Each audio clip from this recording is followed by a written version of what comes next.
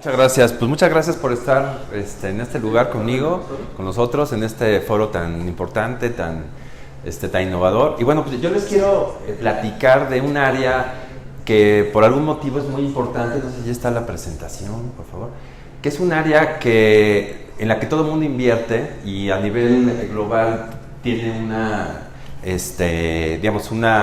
un monto de inversión muy importante, pero que por alguna razón el nivel de innovación ha sido muy bajo. Ese es un poco el tema. ¿Por qué? No lo sabemos, o sea, hay un dato un poco, es un asunto que habrá que explorar, pero es el tema justamente de la inversión. Estos son datos del World Economic Forum, habla que más o menos el 18% de la inversión total que hay tiene que ver con real estate. Es muy claro que en todas las otras alternativas que tienen que ver básicamente con stocks funds, que es un poco lo que estamos hablando, con bonos o otros sistemas de inversión alternativa, pues el nivel de innovación, que es un poco lo que hemos planteado en el Summit, es como mucho más alta, ¿no? Es como mucho más importante. En real estate no es así. La siguiente, por favor. Y me gustaría hacer como una reflexión como muy simple de qué es lo que le da valor, digamos, al sistema inmobiliario o a la tierra. Lo más importante, hay un falso concepto que creo que ha sido muy peligroso para la creación de valor en el asunto inmobiliario, que es que ya no cabemos en el mundo y que las ciudades hay que regularlas para que no sigan creciendo. En este mapa lo que vemos es que en realidad los asentamientos humanos son verdaderamente muy pequeños como parte de la superficie total. Aparece en amarillo, si ampliáramos 10 veces la luz nocturna de cada desarrollo para que se viera, o sea, si no se ampliara, no se vería. De la luna, hay un mito que dice que de la luna se ve la muralla china, falso. De la luna no se ve nada que esté hecho por el hombre, ¿no? Entonces los asentamientos humanos incluso las ciudades más grandes no se ven. Aquí están un poco ampliadas y bueno, lo que vemos es que solamente el 3%, los asentamientos humanos involucran solamente el 3% de los asentamientos totales. La siguiente, por favor. Significa que, por ejemplo, el área que está en azul es el 5% de la población, ocupa más del 50% del área habitable. Es decir, en el área azul, que es el 50% del área habitable, solamente vive el 5% del total. Es decir, hay áreas que además, esto es un tema de discusión, seguramente no es muy políticamente correcto decirlo, pero son áreas en general frías, ¿no? ¿Qué pasa? Que no van a ser afectadas por el calentamiento global. De eso, claro, de los efectos negativos se habla mucho, son muy graves, desde luego, no estoy diciendo que no exista, pero la realidad es que se abren otras oportunidades de usar áreas que no se están usando ahora, ¿no? ¿Sí? La siguiente, por favor.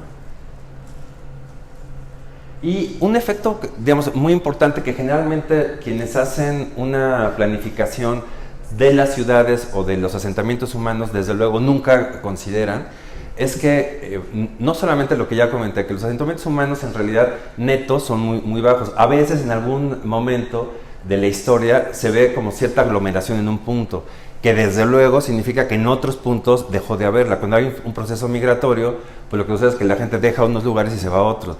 Y es una dinámica que generalmente es una dinámica muy sana, sobre todo cuando hay algún tipo de problema político, porque es muy sano, porque la gente está huyendo de situaciones muy, muy graves, y entonces el que haya la posibilidad que se vaya en otro lado no soluciona el problema, pero sí da una válvula de escape. Lo que es común, pues es que la gente migre. Es decir, entonces aquí está, esto es un esquema como muy general, digamos, de cómo en realidad los asentamientos humanos son dinámicos, son vivos y se están moviendo. No hay absolutamente ningún plan de desarrollo urbano en ninguna ciudad que pueda medir o que pueda considerar la posibilidad de que, es decir, o que pueda afectar los flujos migratorios, que son por definición globales y están como mucho más una escala mucho más amplia y más compleja que el horizonte de planificación del burócrata que está desarrollando el plan delegacional o de la alcaldía de Cuauhtémoc. No sé si me explico, o sea, porque normalmente quien desarrolla esas cosas tiene un horizonte de planificación geográfico muy limitado, siempre sobre la base de que hay que, indudablemente que hay que normalmente regular el crecimiento y sobre la base de que son como poblaciones estáticas que normalmente no lo son, ¿no? La siguiente, por favor. ¿Qué es lo que genera valor en un espacio? O sea, lo que vemos es que de origen la mayor parte de la Tierra es deshabitada y por lo tanto no vale nada, ¿no? O sea, el tema, ¿qué es lo que hace o que produce de repente, o sea, en una situación que es, digamos, si lo vemos como parte de la superficie total del planeta, ¿qué es lo que genera valor en un espacio que de origen no vale nada? Pues que llegue gente y que haga comunidad, ¿no? Eso es el primer inicio para hacer economía y es lo que en un momento dado hace justamente lo que estamos hablando, la generación de valor inmobiliario, ¿no? ¿Sí? Este es un proceso que es difícil que se da solamente solamente se ha dado en el 3% de la tierra total que existe. Es un asunto que puede cambiar, o sea, así como de repente se genera valor, también es frecuente que se genere desvalor. Nosotros hicimos un estudio, una vez que hicimos un proyecto en Yucatán muy padre, cómo pues, las haciendas de Yucatecas eran pequeñas ciudades que quedaron abandonadas. Lo mismo sucedió y hay una relación inversa muy interesante con la ciudad de Detroit. Normalmente los reguladores se preocupan cuando las ciudades o los desarrollos crecen, pero en realidad socialmente lo más catastrófico que le puede pasar a una comunidad es que decrezca, que la gente se tenga que ir, y eso también sucede, ¿no? Eso es un asunto que sucede con más frecuencia de la que pensamos. La siguiente, por favor. Una de las restricciones importantes en este mecanismo de creación de valor tiene que ver con el costo que existe simplemente para que quede registrado. Es un tema importante y es una agenda pendiente de todos los que nos dedicamos a esta industria. Es el asunto del costo de registro.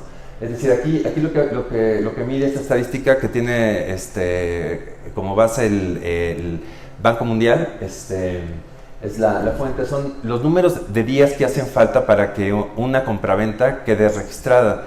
Aquí aparecen los datos. México está en 7.7 días, yo creo que en algunos estados es bastante más.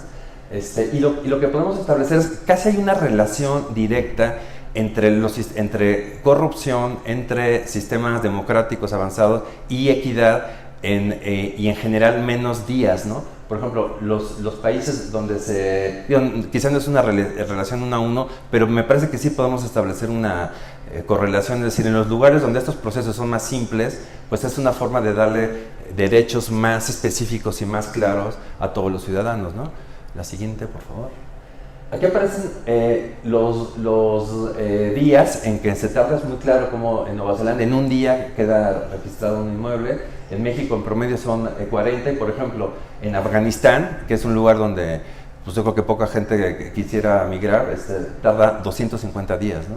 El costo de este proceso en México es el 5.6%, en Nueva Zelanda, que es el mismo, prácticamente no hay costo de registro. Y entramos a un tema, la siguiente, por favor. Que me parecería que tendría que ser como muy útil y muy importante justamente para la generación de valor. En México lo que ha pasado es que los sistemas de registro se convirtieron en sistemas de cobro de impuestos y no de fe pública. Y uno puede pensar, bueno, pues es una forma, el Estado mexicano necesita impuestos, los gobiernos locales también, y entonces, bueno, pues es una forma. El tema es que lo que ha sucedido es que el sistema de registro público funciona de una forma muy deficiente, y entonces lo que, digamos, el resultado final, pues es que la gente no tiene un acceso pleno a la propiedad, que me parece que es un derecho fundamental para todos los ciudadanos, ¿no? Nosotros hemos diseñado sistemas de registro y de venta que intentan innovar en el sentido de tener sistemas mucho más ágiles, mucho más baratos, mucho más inmediatos, pero que te permitan también tener y ser inversionista y usuario simultáneamente de sistemas de propiedad mucho más flexibles. más pequeños, que los puedas usar en algún tiempo, que en algún momento los puedas rentar, que los puedas, es decir, los puedas usar y que en el momento que los vendes tengas la recuperación de tu plusvalía sea relativamente rápida y sencilla, y sobre todo que los costos de registro sean más bajos. La siguiente, por favor. Un dato interesante, y por qué este asunto de falta de innovación tiene un impacto social muy grave en los países, sobre todo de América Latina. Yo pienso que en todo el mundo, pero en los países de América Latina y en México en particular. Bueno, el 35% de la población vive en asentamientos irregulares, pero el dato, la siguiente, por favor. Si no puedes poner la siguiente. O sea, son datos, digamos, de la gente que vive en asentamientos irregulares, pero de la gente que vive en asentamientos supuestamente regulares, también hay un caos registral increíble. A ver, ¿sí puedes pasarla?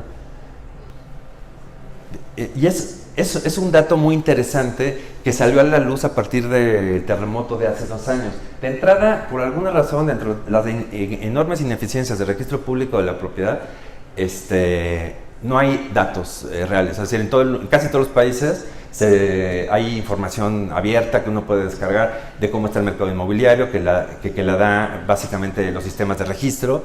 En México no hay, el registro público de la propiedad me parece que es muy ineficiente, no hay datos. Pero entonces uno tiene que empezar como a investigar cómo está ese universo supuestamente del asunto del registro. Y me parece esta noticia muy interesante. Cuando fue el terremoto, pues el gobierno muy rápido dijo que iba a darle apoyo a todas las personas que habían perdido su casa. Todo el mundo lo aplaudió, pareció como una medida muy justa. El problema que se topó, y estamos hablando en su mayoría en asentamientos regulares de la ciudad más importante del país, es que el 60% de los afectados no pudo acreditar la propiedad. Estamos ya no hablando de los asentamientos irregulares, sino de los regulares. Y lo que me parece una joya en la declaración fue lo que dijo el funcionario. Desde ahora los damnificados solo tendrán que demostrar que es su casa, es decir, que viven ahí o que son los legítimos dueños para que puedan acceder a los apoyos. Es decir, lo que está reconociendo es que los legítimos dueños no están registrados en el registro público de la propiedad, porque la propiedad no te la da el registro público, la propiedad te la da otra serie de derechos que tú puedes acreditar. Entonces, justamente con esa idea, lo que hemos visto, la siguiente, por favor. Vamos cerrando. Sí, sí, claro, allá, súper bien. Ajá. La siguiente, ya con eso vamos terminando. Un tema que me parece como muy importante, digamos, en este caos hay hay la tecnología y las nuevas digamos, innovaciones en la materia de inversión. Me parece que tienen una aplicación increíble en la generación de valor. Si ahorita ya tenemos que más del 20% del valor, y depende de la fuente, de la inversión total, tiene que ver con esto. En la medida en la que los sistemas de registro, los sistemas de propiedad y de transferencia de los derechos sea mucho más ágil, y me parece que todas las tecnologías, blockchain y en general todos los sistemas electrónicos que van mucho más al grano y que permiten hacer un sistema de fe pública mucho más directo y transparente, pues tiene una aplicación increíble, aplicación que básicamente me parece que no se ha dado hasta la fecha, se ha dado en otras áreas del ecosistema de inversión, pero en el más importante, o de los más importantes, que es real estate, no se ha dado, ¿no? Pues muchas gracias. Nosotros tenemos un stand aquí afuera. Estamos hablando justamente de un sistema que desarrollamos, se llama Knoxlock, que tiene que ver sobre un sistema alternativo de registro. Estamos haciendo una prueba piloto muy interesante en una comunidad en Yucatán, en Ticopó, donde me parece que tiene un impacto social como muy interesante, ¿no? Muchísimas gracias. Muy bien, muchas gracias a Sergio Vallejos por estar con nosotros y por venir con toda esta...